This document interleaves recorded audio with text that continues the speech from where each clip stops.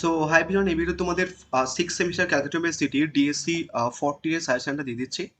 Next ভিডিওগুলোতে আমি তোমাদের প্রথমে ডিএসসি 15 দেবো, তারপর ডিএসসি 13 দেবো। সো কোশ্চেন্সগুলো বলার আগে কয়েকটা একটুখানি কথা বলে দিই। তোমরা দেখবে তোমাদের মার্কস ক্রমাগত কমে যাচ্ছে। হয়তো ফার্স্ট সেমিস্টারে কিছু মার্কস বেশি পেয়েছিলে, তারপরে ক্রমাগত কমে যাচ্ছে। সব থেকে বেস্ট এবং সহজ উপায় মার্কস বাড়ানোর সেটা হচ্ছে কিছু ইউটিউব থেকে সাজেশন ফলো করা বন্ধ করে দাও।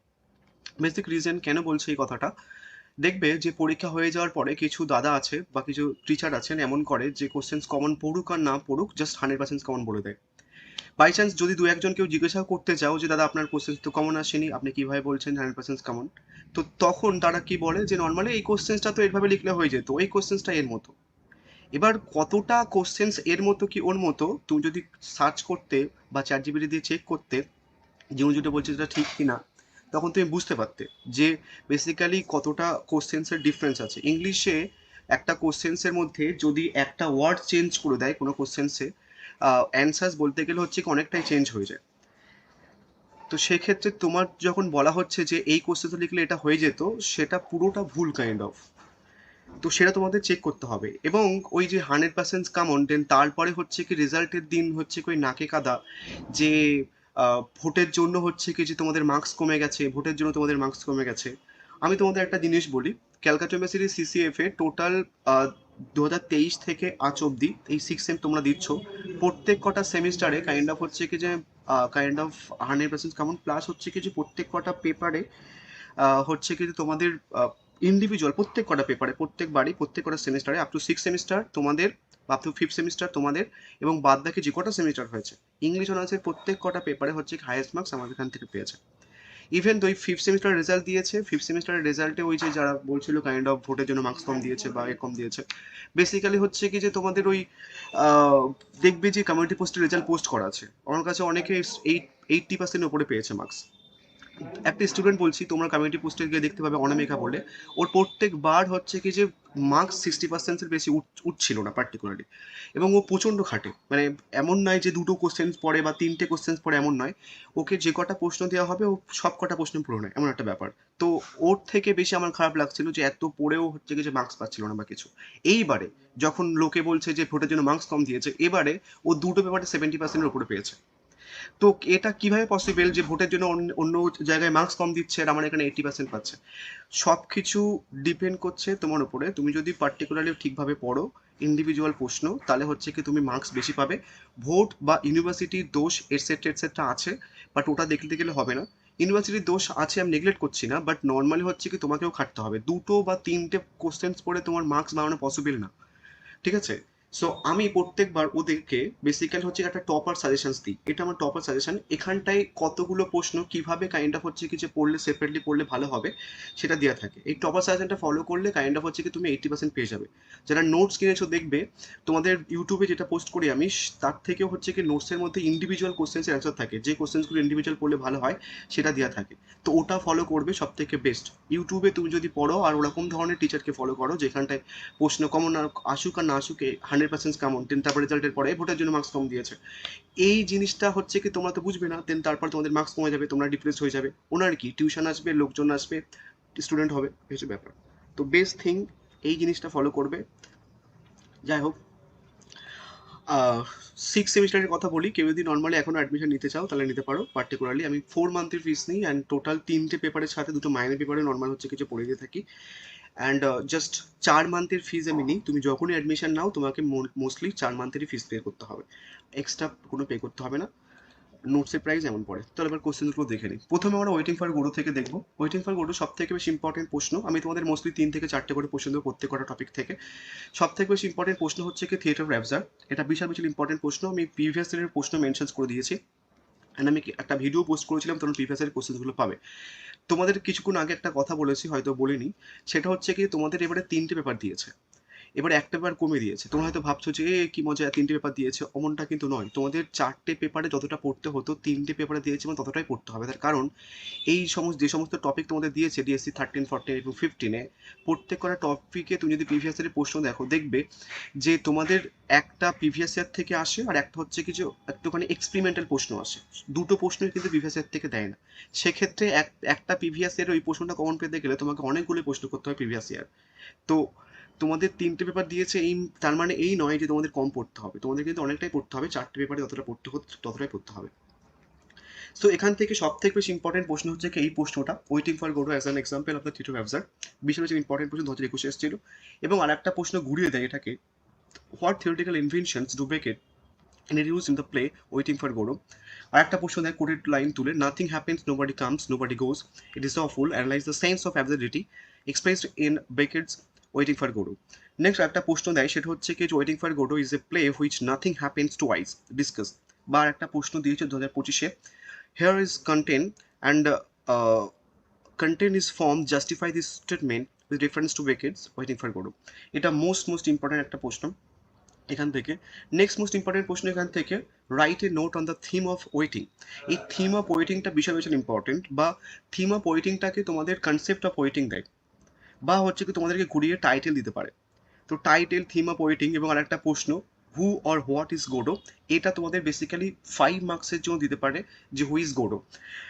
আগে কাইন্ড অফ হচ্ছে কি যে তোমাদের যখন সিবিসিএস পরীক্ষা হতো তখন এই হুইজ গোডো কাইন্ড অফ হচ্ছে কি যে 5 মার্কসের জন্য দিত। তো সেক্ষেত্রে যদি 15 মার্কসের জন্য এরকমভাবে না দেয় তাহলে কিন্তু হুইজ গোডো হিসেবে তোমাদের 5 মার্কসের জন্য দেবে।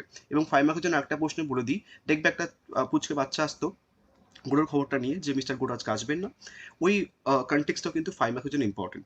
ঠিক আছে, নেক্সট তোমাদের হচ্ছে কি relationship between the Vladimir and Estragon, এটাও কিন্তু মোস্ট ইম্পর্টেন্ট। তো এই দুটো প্রশ্ন বিশাল ইম্পর্টেন্ট। নেক্সট আর একটা প্রশ্ন বলছি, এখান থেকে মোস্টলি 3টে প্রশ্ন করবে তুমি খুব ভালো করে, তাহলে 3টে প্রশ্নের মধ্যে একটা প্রশ্ন কমন পেয়ে যাবে, 4টা করলে মোটামুটি তুমি 2টো প্রশ্নে কমন পেয়ে যেতে পারো। নেক্সট 3 নম্বর প্রশ্ন হচ্ছে কি লাকি অ্যান্ড ফুজোর যে ক্যারেক্টার কন্ট্রাস্টটা আছে সেটা করে নেবে, এবং কিভাবে এসছে, একবার 2023 এসছে একবার 2021 এসছে, দুটোই দুবার এসছে, একটুখানি ওয়ার্ড চেঞ্জ করে দিয়ে। নেক্সট আরেকটা প্রশ্ন 2024 এসেছিল অ্যাজ এ ট্রাজিক কমেডি বা ড্রামাটিক টেকনিকটা। তো মোস্টলি এখান থেকে এই 4টে করলে আর কোনো প্রশ্ন করতে লাগে না। সেপারেটলি যদি করতে চাও আমি তোমাদের হচ্ছে কি টপার সাজেশনটা হচ্ছে কি গ্রুপে দিয়ে দেবো, ওই গ্রুপ থেকে টপার সাজেশনটা যদি ফুললি কমপ্লিট করতে পারো তুমি 2টো প্রশ্ন ইজিলি কমন পেয়ে যাবে অ্যান্ড খুব ভালো মার্কস পাবে। মানে ঠিক আছে, অ্যান্ড এমন নয় যে আমি তোমাদের বলছি আমার কোনো স্টুডেন্ট পায়নি, তোমার দেখবে প্রত্যেকবার 2023 থেকে আজ অবধি প্রত্যেকবার হচ্ছে কিছু প্রত্যেক কটা পেপারে হাইয়েস্ট মার্কস পেয়েছে আমার এখান থেকে, তোরা খেটেছে। নেক্সট আসছে হচ্ছে কি তোমার the good woman of Schezwan. এখান থেকে মোস্ট ইম্পর্টেন্ট প্রশ্ন হচ্ছে কি যে examine the record the good woman of Setzuan as example of epic theatre. Most important একটা প্রশ্ন, আমি এখান থেকে তোমাদের 3টে বলে দেবো, একটা প্রশ্ন অ্যাডজয়েন করে পড়লে নিলে হয়ে যায়। নেক্সট হচ্ছে কি তোমাদের ঘুরিয়ে আসতে পারে, what features of epic theatre does রেকর্ড employ the good woman of Setzuan. বা তোমাদের একটা প্রশ্ন ঘুরে আসতে পারে যে comment on the Brecht dramatic technique and alienation effect. এটা কিন্তু মোস্ট ইম্পর্টেন্ট একটা প্রশ্ন, ড্রামাটিক টেকনিক বা অ্যালিনেশন এফেক্টটা। বা একটা প্রশ্ন ঘুরিয়ে দেয়, the good woman of Schezwan ends without providing solutions. তো এটা কিন্তু মোস্ট ইম্পর্টেন্ট একটা প্রশ্ন। বা অ্যাপ্রোপ্রিয়েটনেস অফ দ্য এন্ডিং, তো এন্ডিং এর কনসেপ্টটাও কিন্তু আমি লাস্টে দিয়েছি, এন্ডিং এর যে ব্যাপারটা। যাই হোক, এখান থেকে এটা মোস্ট ইম্পর্টেন্ট প্রশ্ন, এবং এই প্রশ্ন থেকেও বেশি ইম্পর্টেন্ট হচ্ছে কি এই প্রশ্নটা। এই টপিকটা থেকে the good woman of Schezwan থেকে সব থেকে বেশি ইম্পর্টেন্ট যদি কোনো প্রশ্ন বলো তাহলে এই প্রশ্নটা। এবার কেন বলছি এখান থেকে দেখলে বুঝতে পারবে, 21, 23 আর 25 মানে পরপর 3বার করেছো। এবার অনেকের কনফিউশন হতে পারে দাদা আগের বারে এসছে এবার আসবে, তোমাদের কিন্তু সিবিসিএস এসছিল, এটা সিবিসিএস এর প্রশ্ন কিন্তু হুবাহু কপিও করে। তো সেক্ষেত্রে এই প্রশ্নটা ভালো করে পড়ে রাখবে। Alter ego of Shen Te, do agree the Shui Ta is the alter ego of Shen Te, এটা। বা আর একটা প্রশ্ন ঘুরে ফিরে দিতে পারে যে one must be cruel to survive, এটা একটা। আর একটা হচ্ছে কি ডুয়েল আইডেন্টিটির যে কনসেপ্টটা। বা আর একটা হচ্ছে কি যে কিভাবে ডুয়েল আইডেন্টিটির থ্রুতে জেন্ডার রোলকে ক্রিটিসাইজ করা হয়েছে। দেখবে হচ্ছে কি যে তোমার সেন্টে কাইন্ড অফ হচ্ছে একটা টাইম পরে সুইতা সাজে, তো ওখানটায় কাইন্ড অফ হচ্ছে কি এটা পোর্ট্রে করা হয়েছে যে মেয়েরা কাইন্ড অফ হচ্ছে কি যে সমাজের যে ক্রুয়েল সোসাইটি আছে সেটাকে ফেস করতে অক্ষম, তো সেই কারণের জন্য সুইতাকে সেন্ট থেকে সুইতে সাজতে হয়েছিল। তো সেই কনটেক্সটটা কিন্তু তোমরা একটুখানি দেখে রাখবে, প্রত্যেক কটা ইন্ডিভিজুয়াল অর প্রশ্ন দেখে রাখবে, অর প্রশ্নগুলো কিন্তু কাজে লাগবে। নেক্সট আসছি এখান থেকে মোস্ট ইম্পর্টেন্ট প্রশ্ন হচ্ছে কি এই প্রশ্নটা, এই যে 3 দাগের প্রশ্নটা, এটা কাইন্ড অফ হচ্ছে কি যে তুমি যদি 1 দাগের প্রশ্ন করে নাও তাহলে 3 দাগের প্রশ্নটা হয়ে যাবে। যখন আমি মক টেস্ট পোস্ট করবো তখন 3 দাগের আর 1 দাগেরটা মার্চ করে দেবো। কেন বলছি, প্রশ্নটা একভাবে ঘুরিয়েও আসতে পারে এইভাবে যে examine the waiting the good woman of Setzuan as a parable play, how does Brecht use epic theatre technique to convey his message. তো ওই যে প্রথমে এপিক থিয়েটারে যে প্রশ্নটা দিয়েছিলাম ওটার এটা কাইন্ড অফ একই টাইপের অ্যান্সার্স লেখা যায়, কম্বাইন করে করা যায়। তো সেক্ষেত্রে আমি পরে কিন্তু মার্চ করে দেবো, তোমরা চাইলে সেপারেটলি এখান থেকে করে নিতে পারো। নেক্সট আরেকটা প্রশ্ন এখান থেকে, সেটা হচ্ছে কি যে এই প্রশ্নটা, এটা হচ্ছে কি 2025 দিয়েছিল, how does the Brecht challenge the traditional notions of good and evil in the good and Setzuan. বা প্রশ্নটা অনেকভাবে ঘুরিয়ে দিতে পারে, ঘুরিয়ে ফিরিয়ে, critically discuss the Brecht play the good এবং Setzuan as being good in an imperfect world. বা বলতে পারে are the gods the true villains of the play. বা তোমাদের এই প্রশ্নটা কিন্তু 5 মার্কসের জন্য ইম্পর্টেন্ট, যে গডের যে কনসেপ্টটা, বা গডরা হচ্ছে কি ভিলেন কিনা, বা থ্রি গডসের ওদের রোলটা কিন্তু দিতে পারে, এবং তাদের থ্রুতে হচ্ছে কি যে ক্রিটিসাইজ করা হয়েছে রিলিজিয়ান এবং ট্র্যাডিশনাল মডালিটিকে। বা হচ্ছে কি তোমাদের বলতে পারে যে as a critique of contemporary capitalist society the good এবং সেজ ওয়ান। তো এখান থেকে মোস্টলি আমি 4টে প্রশ্ন রেখেছি, বাট 3টে প্রশ্ন করলেও কিন্তু হয়ে যাবে। লাস্টেরটা অতটা ইম্পর্টেন্ট নয়, তুমি মোস্টলি এখান থেকে 2টো কোশ্চেন্স করলে হয়ে যাবে। আমি 2টো প্রশ্ন হচ্ছে কি মক টেস্টে প্রথমে রাখবো, এবং এই প্রশ্নটা হচ্ছে কি তোমাদের 5 মার্কস জন্য রাখবো। নেক্সট আসছে হচ্ছে কি তার ডলস হাউস। ডলস হাউসটা খুবই সুন্দর, আমার খুব সুন্দর লাগে বেসিক্যালি ডলস হাউসের কনসেপ্টটা, বা যেভাবে দেখানো হয়েছে হেনরি কিপসনের লেখা। এখান থেকে মোস্ট ইম্পর্টেন্ট প্রশ্ন যেটা তোমরা পড়বে ফার্স্টে, সেটা হচ্ছে কি এই প্রশ্নটা, write a note on the use of symbols and metaphors in Doll's House. বা টাইটেলটা কিন্তু ঘুরে ফিরে দিতে পারে, ঠিক আছে। বা তোমাদের একটা প্রশ্ন একটুখানি ঘুরে দিতে পারে, what's the meaning of the title. এবং খুব মজাদার জিনিস সেটা হচ্ছে কি টাইটেলের যে কনসেপ্টটা সেটা কিন্তু 5 মার্কসের জন্য দিতে পারে, ঠিক আছে। বা বলতে পারে যে ইমেজেস এবং সিম্বলস কিভাবে ডিসক্রাইব করা হয়েছে বা সিগনিফিকেন্সটা লেখো। এটা কিন্তু মোস্ট ইম্পর্টেন্ট এখান থেকে একটা প্রশ্ন। নেক্সট মোস্ট ইম্পর্টেন্ট প্রশ্ন হচ্ছে কি as a problem play. Problem প্লেটা হচ্ছে কি যে 25 এবং 22 দিয়েছিল, তো তোমাদের 25 প্রশ্ন কিন্তু রিপিট করতে পারো। নেক্সট মোস্ট ইম্পর্টেন্ট প্রশ্ন হচ্ছে কি এই প্রশ্নটা, এখানটা অনেকগুলো অড প্রশ্ন রেখেছি। বেসিক্যালি হচ্ছে কি এখানটায় যে নোরা এবং টরভাল্ড যে ক্যারেক্টারটা ওটা ঘুরে ফিরে দেয়, বাট তাও অল প্রশ্নগুলো প্রত্যেকবার দেখে রাখবে। প্রত্যেকটা প্রশ্ন বলছি, এটা হচ্ছে 2021 এসেছিল। Examine the Ibsen's attitude to the women portrait in Doll's house.